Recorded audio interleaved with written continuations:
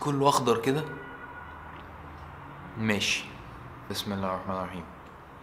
النهارده Q&A questions and answers. نجرب حاجة كده ثواني.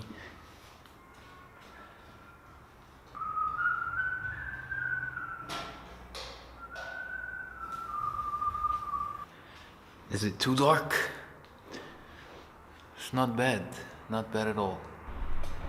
اوكي، بسم الله. نجري جارية كده في الأسئلة. محمد هشام بيقول هتبدأ امتى تقعد مع الناس اللي عندها أفكار ومشاريع في المقر؟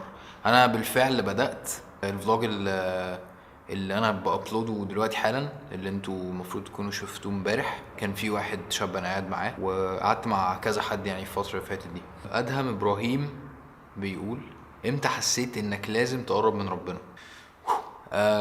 هو الاحساس ده بيجيلي كتير، يعني هو مش جت فجأة كده مرة وخلاص، لا. يعني هي الفكرة ان ايه، ربنا سبحانه وتعالى من كرمه ان هو بيفكرنا دايما ان احنا لازم نقرب منه. فامتى اقرب مرة حسيت ان انا لازم اقرب فيها من ربنا؟ لما جيت وقعت في الفترة اللي فاتت دي، وبطلت الفترة اعمل فلوجز، وعملت الفيديو بتاع الفيسبوك اللايف. حسيت في الوقت ده ان ربنا سبحانه وتعالى بيبعت لي رسالة بيقول لي فيها ان انت نيتك ما عادتش زي الاول، فلازم تظبط الدنيا دي، ولازم تراعي حتة الرياء، ولازم تقرب مني اكتر والا هتضيع.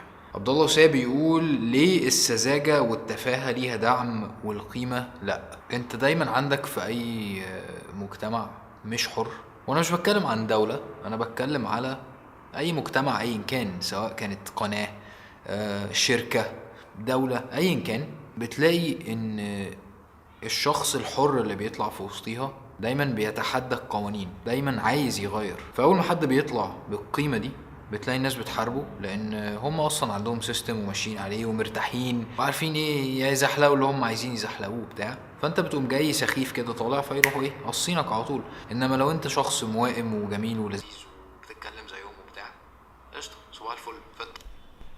الفكرة كمان في ايه، هما بيبقوا عايزين يوجهوا الفكر بتاع الناس في اتجاه معين. احنا ما بنحبش الناس بتوع الدين، احنا ما بنحبش الناس بتوع النصايح الميديا بتاعتهم، احنا بنحب المسلسلات، احنا بنحب اي كلام. فاصلا السيت اب بتاع الشخص بتاع البني ادم الحالي اللي انت عايز تتارجته هو متوجه في حتة تانية خالص. فهو اساسا حتى لو عنده حاجة كويسة هي مدفونة جدا، وهم بيلعبوا على الحتة دي، بيلعبوا على حتة ان ايه، البني ادم اساسا ما بيحبش حد يحسسه ان هو بيعمل حاجة غلط. بس احنا بقى بنلعب على ايه، على الحتة المدفونة دي، اللي لما بتقول لواحد اتقي الله مثلا، مفيش حد هيقولك لا يا عم اتقي الله ايه. فهي دي الحتة بتاعتنا. التركية بقى في ايه، في ان انت تضيف قيمة من غير ما ترخم على الناس اللي عايزين يوقفوك. عارف كأنك مثلا داخل تسرق بنك، وتلاقي ليزرز كتير ومش عارف ايه، وعارف حوار الليزرز ده والراجل لما بيقعد يعدي بين الليزرز ومش عارف ايه وكده، بحيث ما ايه، ما يعملش تريجرنج، بحيث ما ايه، ما يعملش تريجرنج. فانت بتعمل كده بالظبط، بس من غير ما تسرق البنك طبعا. مازن مصطفى، عندي سؤال. تعرف انت وحشني قد ايه؟ وانت وحشني جدا جدا بجد. يعني الشهرة غيرتك يا مازن وبعدتك عن اخواتك.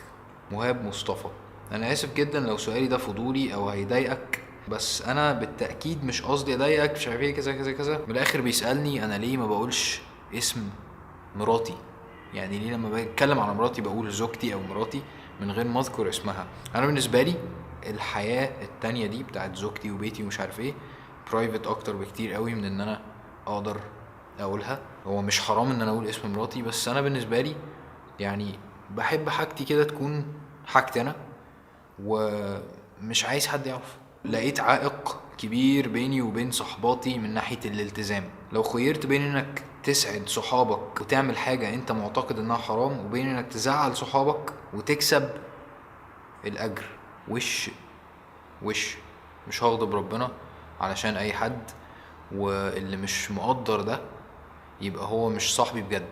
ودي فيها سجعة. مفيش اي حاجة مستاهلة خالص ان احنا نغضب ربنا عشانها، خالص خالص بجد.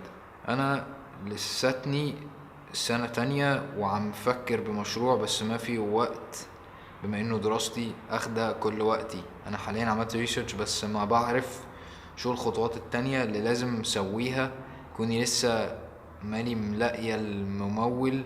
شو لازم اسوي؟ اجل المشروع لخلص دراستي ولا لا؟ That's funny. مش انتي يعني اللي انا عملته ماشي. انا ما اعرفش مشروعك هو عبارة عن ايه، بس لازم تاخدي خطوات عموما يعني، ولازم تحطي خطة. يعني الخطة دي ممكن تكون ان والله انا مش هعرف ابتدي مشروعي دلوقتي عشان الدراسة، ولو بدأت فالدراسة هتتعطل، فخلاص انا بعد سنتين بعد ما اتخرج هعمل كذا وكذا وكذا. الخلاصة ان الافكار لازم تختبر بسرعة جدا، علشان الواحد طول ما هو في باله الفكرة ومش عارف هي تنفع ولا لا هيقعد عايش في وهم. فاعملي اي حاجة تختبر فكرتك دي وتشوف اصلا هي مستاهله ان انت تكملي فيها ولا لا، وهل هينفع تتاجل ولا لا. عايزين لبس شتوي للبنات من استبرق، بس الاسعار تكون على قد الايد وفي نفس الوقت مناسبه للجامعه والسفر والخروج. مش عارفه ازاي بس يا ريت. طيب ان شاء الله في لبس للبنات هينزل كمان كام يوم باذن الله، وان شاء الله السعر هيبقى كويس مقارنه بالاجواء الحاليه. السؤال ده حلو قوي بجد. ازاي اعرف افرق بين طموحي اللي انا فعلا عايزاه ورغبتي في النجاح لمجرد النجاح بغرض ان ينتقم من ناس كانت دايما بتدعي فشلي، يعني انتقم منهم بنجاحي؟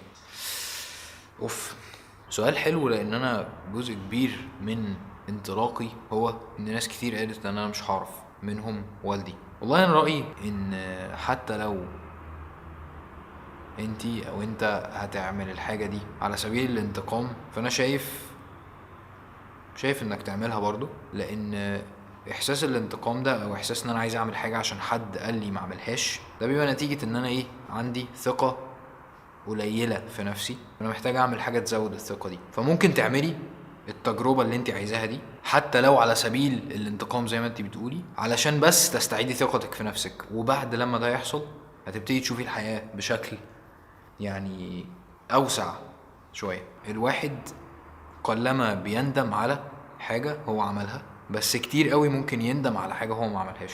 انا شايف انك كمونتير مبدع جدا، ربنا يكرمك خالد. ليه ما فكرتش انك تتجه ناحية المجال ده وتدوس فيه وتشتغل في الافلام القصيرة مثلا، بالذات عشان يعني الشغل النظيف والسنس اللي عندك ده مش اي حد مش عارف ايه. فانا متأكد انك هتعمل. طيب انا بالفعل ان شاء الله يعني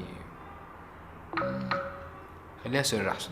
عندي مشكلة مع الاغاني الاجنبي بالذات، كل ما بطلها ارجع لها تاني وعارفه انها حرام. كان في واحد سألني مرة انت ازاي ما بتسمعش مزيكا وانت بتحبها جدا؟ فقلت له انا ما بسمعهاش لاني بحبها جدا، عشان انا عارف ان انا لو رجعت تاني اسمعها هتسحل تماما. انا كنت بعمل حاجة احيانا لما كنت مثلا بجري او ببقى في العربية لوحدي بشغل مزيكا، اللي هو انا مش هضر الناس باللي انا بعمله، انا هعمله لوحدي.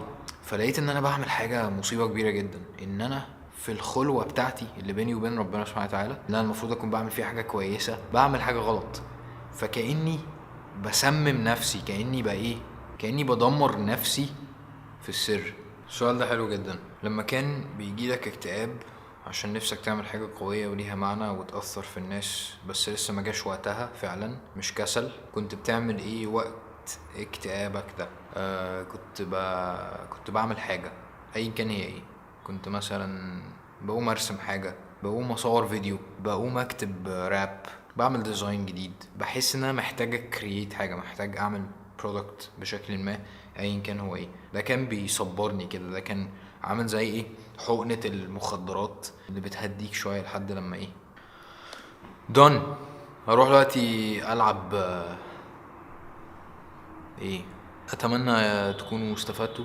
انا عارف ان في ناس كتير بتقول ان Q&A ده بيبقى كويس، فهحاول ارجعه تاني ان شاء الله يعني على قد ما اقدر. وايه رأيكم في الكادر الضلمة ده؟